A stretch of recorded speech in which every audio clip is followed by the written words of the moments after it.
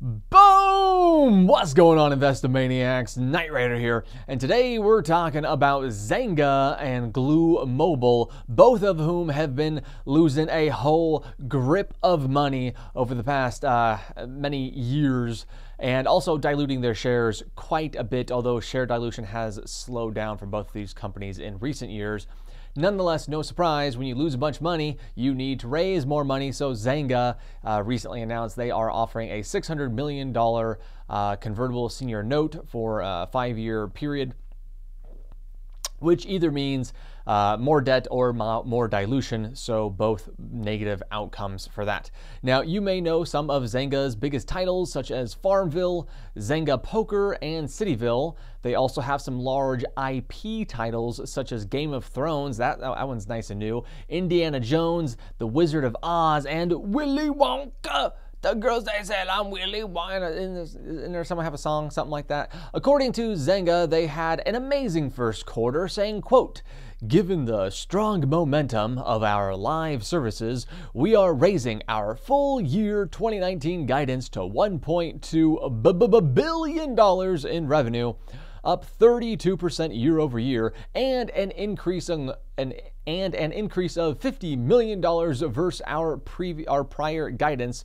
We are raising our bookings guidance to $1.45 billion, up 50% year over year, and an increase of $100 million versus our prior guidance. This puts us back on track to deliver our strongest annual revenue since 2012 and highest bookings in Zynga history."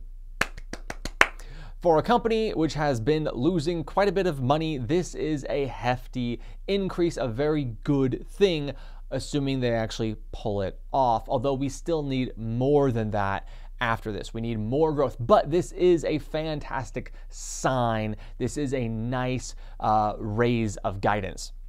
Zynga also announced a large expansion to one of their best titles, Empires and Puzzles, saying, quote, "The expansion is backed by player demand and features significant base updates, including an increase of the Stronghold's max level from 20 to 21, as well as advanced versions of mines, farms, storage units, and houses.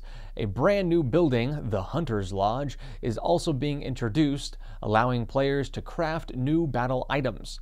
And if there is one thing video gamers love, it's more stuff and more ways to customize that stuff and make it personal, even if it really doesn't do anything in the game."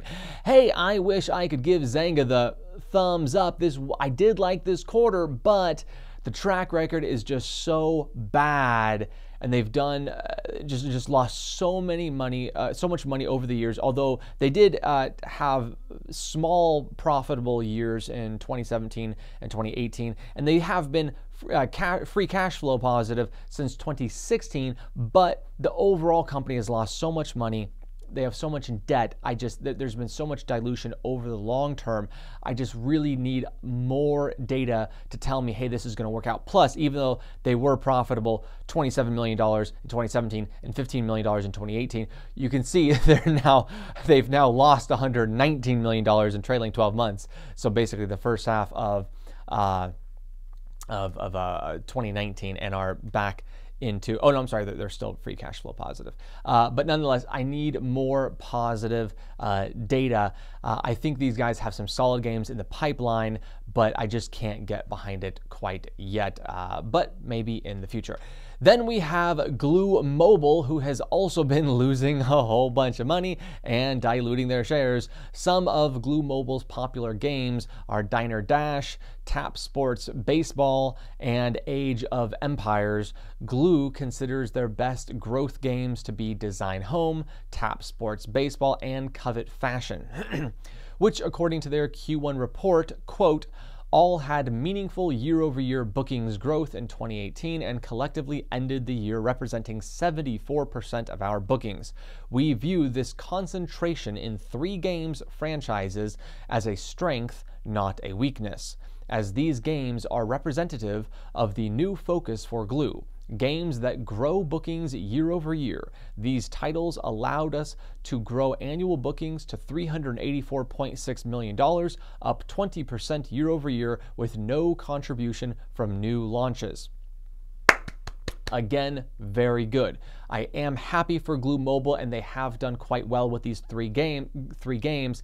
But let's clarify one thing and just get it straight. It is never a strength to have a lot of revenue concentrated in one form of a lack of diversification. Now, obviously, particularly in this situation, diversification equals more spending, right? So you would rather have one good game where you only have to do the development for one game and invest in the resources to develop that one game, which brings in, say, $100 million in revenue, as opposed to 100 games that bring in $1 million in revenue, right? So obviously in that case, it is a good thing, but that's not the reason he's giving. So it's a little bit silly to say, oh, it's a strength that we happen to not be well diversified and have a high concentration of our bookings in 3 games. That is not a good thing, because remember, let us not forget what happens when you have too much of your revenue in one specific thing, and then that thing doesn't perform so well or disappears. All you need to do is remember Twilio, after it had a high concentration of its revenue through one customer, Uber, and when it lost that high concentration revenue customer, Uber, the stock plummeted 26% overnight. That was the only bad news from that quarter. It wasn't like a bad quarter. It was just, oh, by the way, we lost Uber, so therefore our guidance is going down significantly, and that resulted in losing over a quarter of its valuation in one single day. So a concentration of revenue is not good. If one of those games starts to perform poorly, obviously that's going to significantly hurt the revenue. Going forward, Zynga has 3 new games, 2 of which have come out, 1 of which have not. We have WWE Universe, Diner Dash Adventures, and Disney Sorcerer's Arena. WWE Universe has already been released and has over 1 million downloads on Google Play. It's currently rated at a 4.3 stars.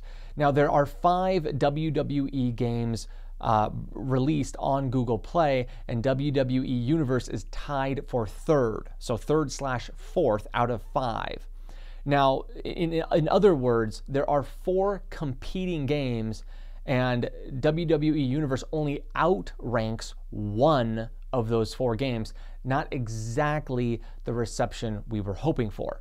Up next, we have Diner Dash Adventures, which has also already been released, albeit relatively recently. It has 100,000 downloads, but the game hasn't been out for long, so we want to give it a little bit more time before we kind of judge it too much on that standpoint. But what we can judge it for is on the ratings of the game, and Diner Dash clocks in at a mere 4.0 rating, which is not good, and that is below many of the other games in this series. So that's a kind of at least a yellow flag that this particular game probably won't end up doing too particularly well unless they turn around some things. Up next, the 3rd tentpole launch of 2019, which has not come out yet, is Disney Sorcerer's Arena. While this game does have the potential to do quite well, anything that is branded Disney can do quite well. Additionally, it also, if it does perform well or even moderately well, then it sets up further IP agreements with other large companies down the line. I cannot endorse this company until we actually see some better results from GLUU, both financially and in terms of how the games appear, these kind of newer games appear to be performing in the marketplace. They have been increasing revenues steady, and that's a positive thing. They have been improving their operating margins. They are now free cash flow positive, but the data from Diner Dash is not looking so hot, and WWE Universe is looking lukewarm. So before I would want to make any decisions, I do want to see how consumers are going to respond to Disney Sorcerer's Arena, as well as check out how WWE Universe is being received further down the road. And then, based upon that information, if you want to go ahead and get in ahead of the quarter, in a future quarter, you can go ahead and do that and kind of try and play a little bit of a play based upon how those games appear to be ranking, how many downloads they have, and how people are talking about them on forums and whatnot. But at this point in time, it's just not a company I can get behind. Hey guys, that's it. I appreciate the likes, comments, and subs. Hope you guys have a great day.